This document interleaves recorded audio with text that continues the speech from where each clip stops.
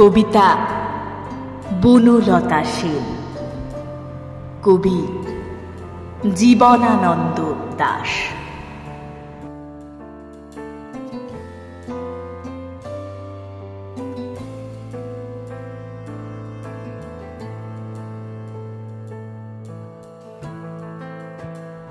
হাজার বছর ধরে আমি পথ হাঁটিতেছি পৃথিবীর পথে, সিংহল সমুদ্র থেকে নিশীথের অন্ধকারে মালয় সাগরে।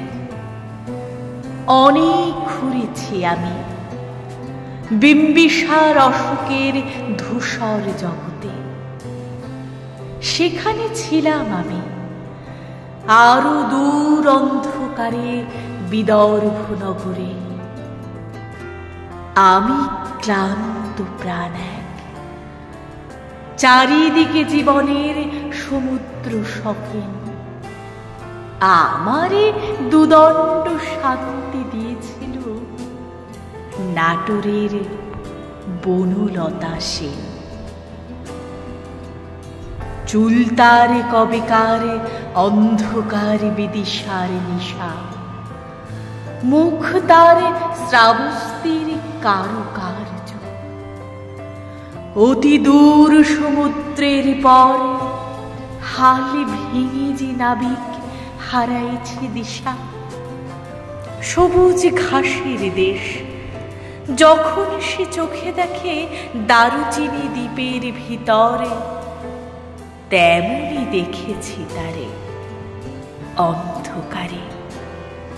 বলেছে সে, এতদিন কোথায় ছিলেন?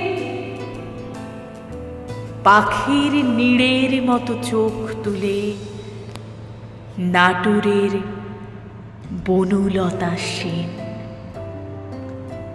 সমস্ত দিনের শেষে শিশিরের শব্দের মতো সন্ধ্যা আসে, ডানার রৌদ্রের গন্ধ মুছে ফেলে চিল। পৃথিবীর সব রং নিভে গেলে পাণ্ডুলিপি করে আয়োজন।